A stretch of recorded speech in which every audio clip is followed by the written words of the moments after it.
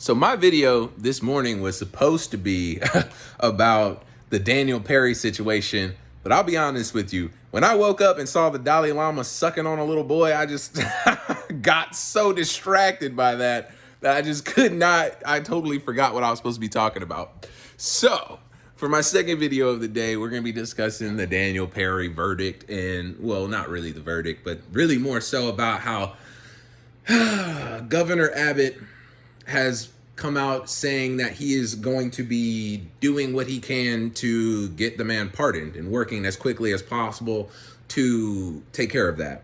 Of course, there are mixed feelings about that sentiment, just like there were mixed feelings about the actual case itself and the incident that happened originally. And I'll be honest with you, it's okay. I have to figure out how I want to say this, because in ambiguous gray areas like this, we have to lean towards the side of protecting rights of Americans. The right to self-defense is very important, much like the right to bear arms. And what we saw were two people exercising 2A, meaning both of them. I don't get me on the name of the guy who was killed, because I don't know what his name is. I'm not even going to pretend to know what his name is. Be honest with you, it really doesn't matter to me.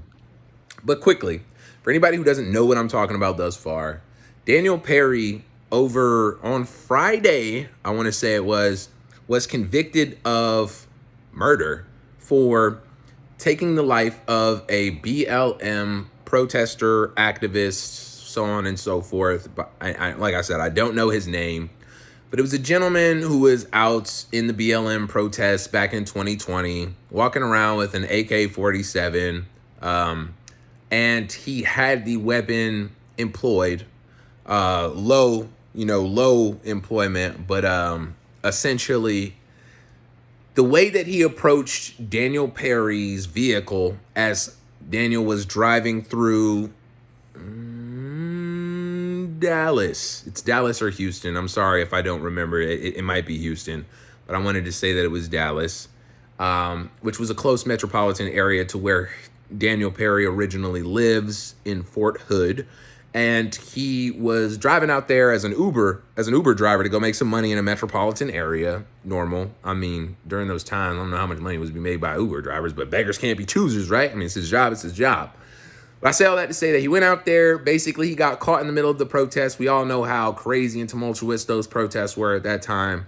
He ends up having his vehicle surrounded, and one of the gentlemen surrounding the vehicle is brandishing an AK-47, kind of has it slightly raised enough and pointed in the direction of his vehicle that anybody would justifiably feel at least slightly threatened or apprehensive. So Daniel Perry decides to take and make use of his own firearm, striking and killing the gentleman who was wielding the AK-47. Now, the point of contention right now is, was the gentleman pointing the weapon at the vehicle, and did he express an intent to use the weapon to harm Daniel Perry? And this is where a lot of people lose themselves and really lose me in these conversations about self-defense, because the average person is just really not equipped to rationalize these types of scenarios, because they, in their brain, fortunately, a lot of people try and think through scenarios and think about it with the preservation of life, right? Meaning, they want to see everybody survive all of these situations. They wanted to see Daniel Perry as well as the gentleman with the AK-47 survive. So if that is not the result of a situation, in the average person's brain, oftentimes they will sit there and try and rationalize and essentially Monday morning quarterback the situation to say what could have been handled and how things could have been communicated in order to preserve life.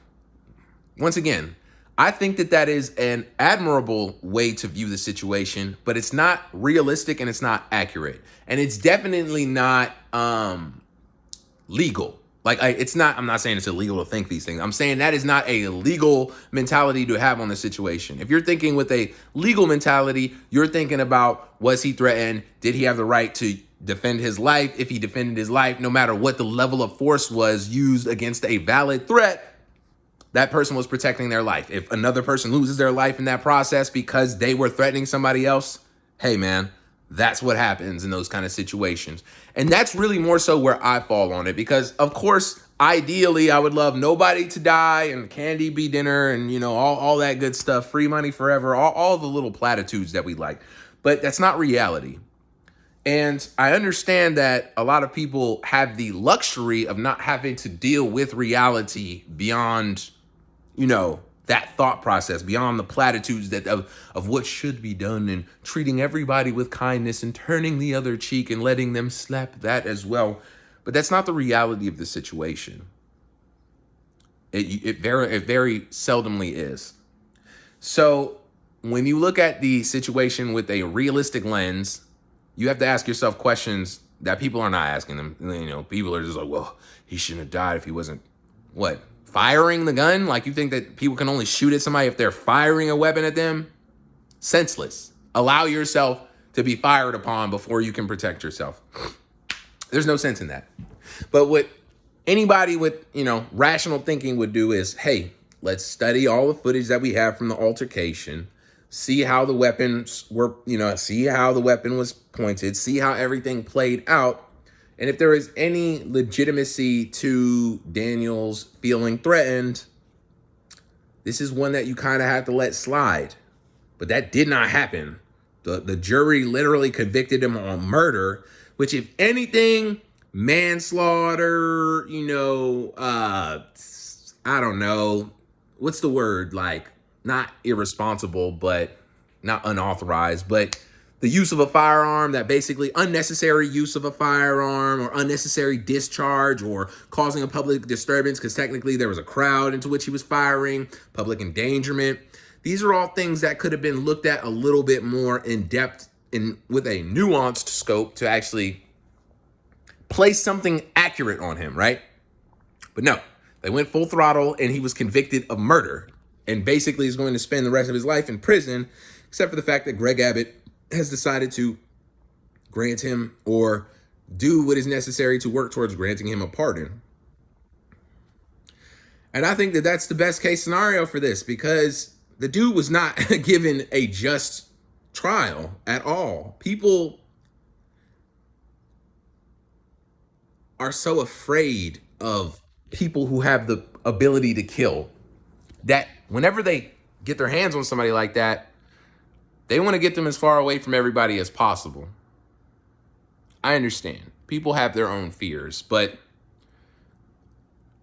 you can't let fear drive you to a point of derangement that you're willing to forego your own rights as an individual, or the rights of somebody else especially, in order to project the illusion of safety. Meaning, the only safe way to maneuver through the world is understanding that it is a dangerous place. We constantly have our lives threatened when we're walking out of the door, or when you're sitting in your house. Your life is at risk. My life as I'm sitting here is partially at risk. Do I think that you can totally go the other side of the spectrum, be so deranged that you're like a doomsday prepper and you're you have your pistol on you when you're sitting on your couch and things like that, and totally afraid, don't answer the door, you know what I'm saying? Things like that. I think there's a happy medium that people can reach where you understand that the world has its beauty and it has its ugly parts to it. It has its dangers to it, but you're not supposed to spend every waking moment of your life in fear, because then you won't be able to actually do anything that you need to do. So, I protect myself when I'm out and about. My home is protected by several factors. And I think about these kind of things. I think about,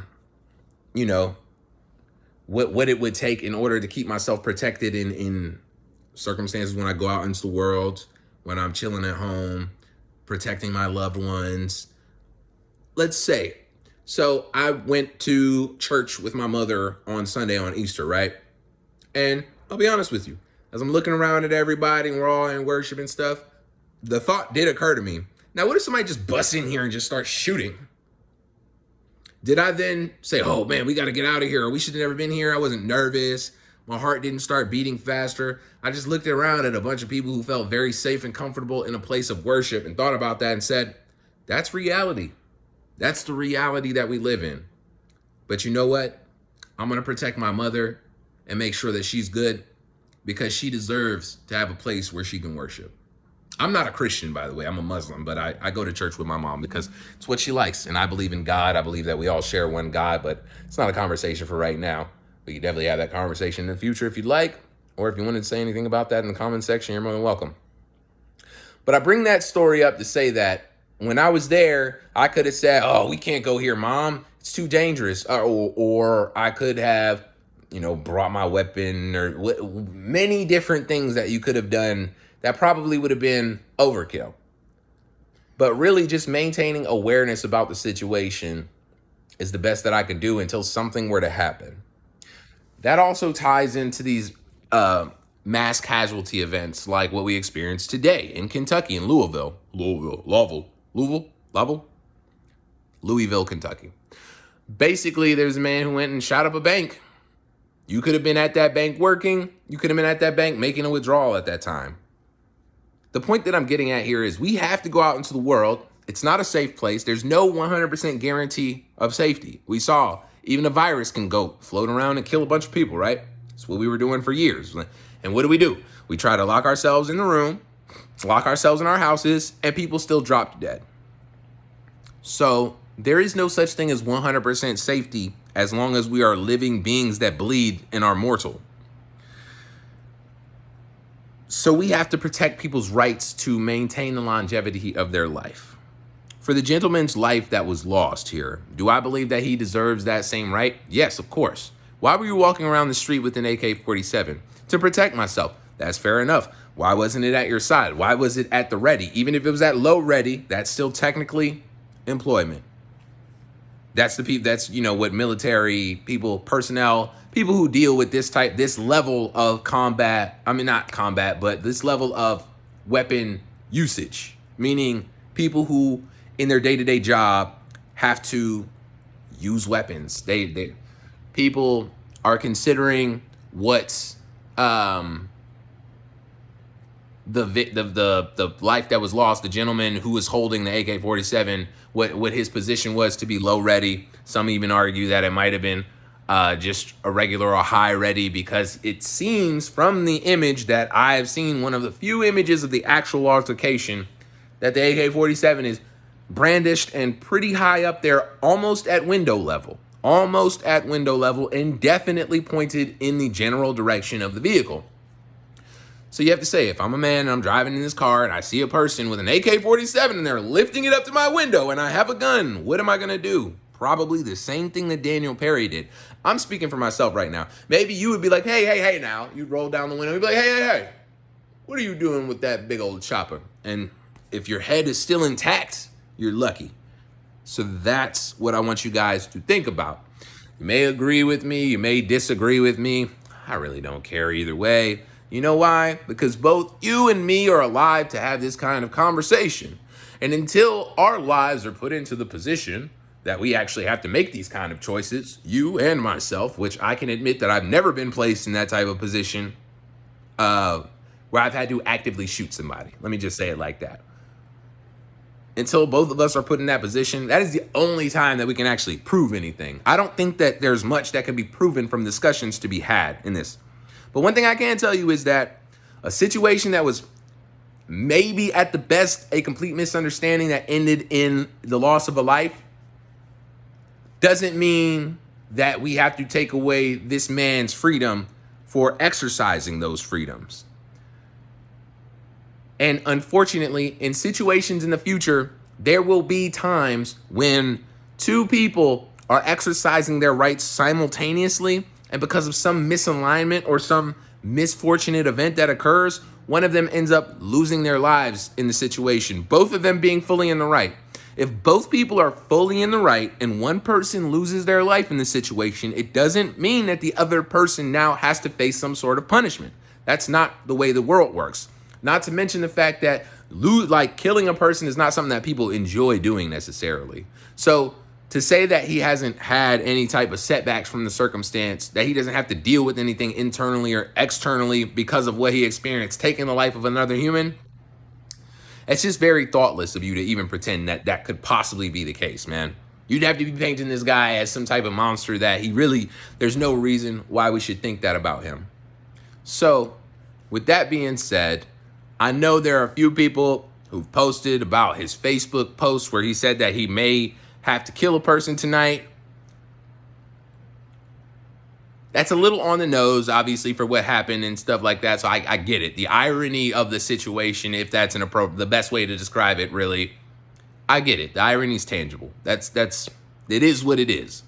But hearkening back to those times and thinking about what was going on, I would like to think that I didn't necessarily make the exact same statement that he did, but there were talks of escalation all over the place. And we had to talk about what we were willing to do, what we weren't willing to do. So I'm not going to defend him saying he might have to shoot somebody, as he goes through. But I do understand at that time, dude, people were, I'm not going to just say scared, but people were readying themselves for what we didn't know. We didn't know if this was the beginning of the Civil War. And honestly, in a lot of ways, it was. Now, fortunately, this civil warring that's been going on has not been as bloody yet as previous bouts of U.S. history. But without clear communication and without mercy and understanding in these kind of circumstances, only thing we're doing is furthering the divide. There are plenty of people who understand that this man defended himself rightfully so. And there are plenty of people who probably do or don't understand that, but also don't really care and just kind of want to see something bad happen to somebody because he did something to a BLM protester. Of course, I can't support that. So hopefully Daniel Perry gets his pardon. There's been talk that if he is pardoned, people will be protesting and rioting and so on and so forth. And what else is new? We can't let fear of the mob stop us from doing what is right, because that makes us no different than any other corrupt ass country. It takes away the freedom of speech. It takes away all of our rights that we have, provided to us in the Constitution and the Amendment, if we can't actually exercise them and we only go based off of the rule of mob. I hate that. I didn't like it when I saw it in the Kyle Rittenhouse case. I don't like it when I see it happen to black people. I don't like it in this Daniel Perry situation. So whatever happens, we take what comes with that. Doesn't mean that the man doesn't deserve to be freed. We can't keep him locked up just because enough people want him to. Like, what kind of world is that? It's not what America's founded off of. That's not why we love this country. It's not how we get to enjoy these freedoms. Starts with truth, justice, equality of men and their rights, of course. So with that being said, we will be staying tuned, and hopefully nobody has to experience this kind of circumstance moving forward. I don't like Americans killing other Americans and us being at war and at odds with each other in the street. It's just very sad times to be a part of, especially being a person from my generation, born in the 90s, knowing apparently, that being one of the most cohesive times for America, where people were truly just Americans, especially moving through the 2000s and obviously the situation with 9/11. We came together as a country based off of hard times that we were all facing together. And now it seems like all of that is all but gone. But I digress. What do you guys think about the situation? Let me know in the comments down below, and make sure to like and subscribe. Ugh. No, it's like the first time you've ever heard me say anything like that. I always tell you guys to tell me what you think, because it's about conversation. I monologue it out because honestly, if I wasn't doing this with a camera in front of my face, I'd just be talking to the wall. I have these thoughts and I have these conversations or in full, these monologues by myself, and just decided to start filming. So I love to hear people's input on what it is that I say. And if you want to like and subscribe, you can, obviously do that. I don't move like these other YouTubers because it's just redundant. One, two, I'm trying to break out of the rules and guidelines that are put in place here. I understand that some of them occur naturally, meaning, yeah, well, I won't get into all of that, but thank you for checking out this video, and you have a great evening. Stay safe.